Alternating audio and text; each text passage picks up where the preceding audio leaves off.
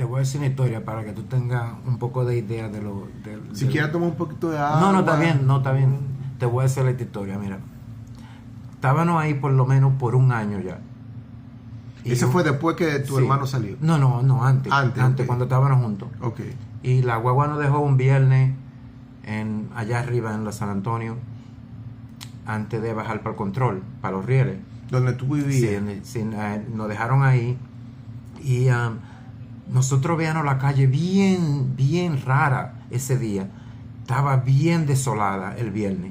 No había, en la San Antonio siempre había gente que uno conoce, que sabían que uno venía, y vecino, pero ese día, ese viernes, me acuerdo, yo nunca se me ha olvidado, nosotros estábamos como quien dice, esto está raro, que no hay nadie en la calle, nada más se oían la mata de vija.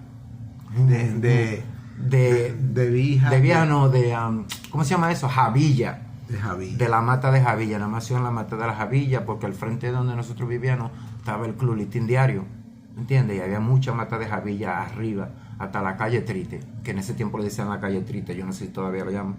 Y estamos bajando y cuando llegamos a la casa, veíamos toda la familia de nosotros que estaban ahí. Cuando tu hermano y tú llegaron a la casa donde vivían, todos estaban reunidos ahí. Todos estaban reunidos ahí, los vecinos y todo, y está todo el mundo triste y vaina. Y nosotros nos miramos, vinieron la abuela de nosotros, la mamá de nosotros, los tíos, y tuvimos la noticia que el abuelo de nosotros, que descanse en paz, se había muerto. Y nosotros estábamos en Jainamosa en ese tiempo y no sabíamos nada. Estaban ajenos a la situación, Sí, no le avisaron. Nadie nos avisó, nadie nos dijo nada, nadie nos vino a decir, oye, el abuelo de ustedes lo vamos a enterrar. Cuando llegamos los días esos que duran, que en esos tiempos te daban la caja de muerte en la casa. Okay, ya él estaba enterrado y todo lo que estaba. Ya había pasado el velorio.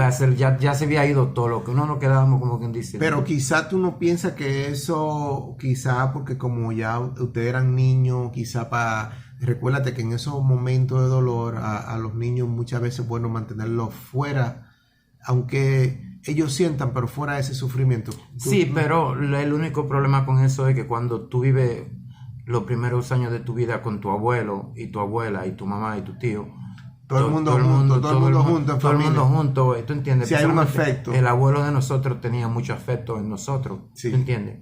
Y en ese tiempo yo no lo entendía y todavía no lo entiendo, pero no nos avisaron y eso desde pequeño me empezó a hacer como un hoyo. Okay. Y para decirte la verdad, hasta el día de hoy todavía tú sí, lo piensas, no, y después pasó de nuevo. Lo mismo pasó otra vez con la abuela de nosotros, ¿me entiendes? Y la abuela de nosotros era bien pegada de mi hermano, ¿me entiendes? Bien pegada de mi hermano mayor. Porque cuando mi mamá se fue para Puerto Rico, ella era que se quedó con mi hermano mayor. Y mi hermano mayor le tiene un cariño a esa doña, y yo también. Y nos pasó lo mismo. Se repite el proceso otra vez.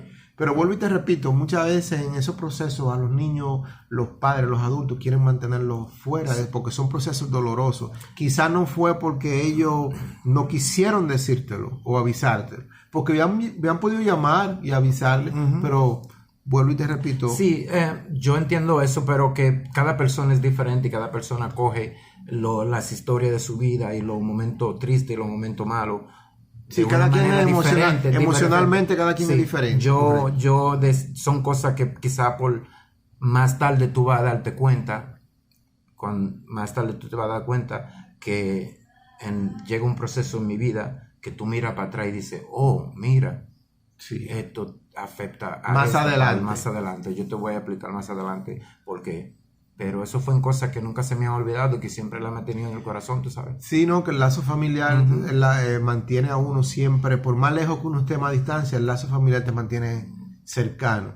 Yo siempre he dicho, en lo personal, que no importa lo lejos que tú estés de tu familia, que tú no la llames, siempre vas a tener tu familia dentro del corazón. Claro.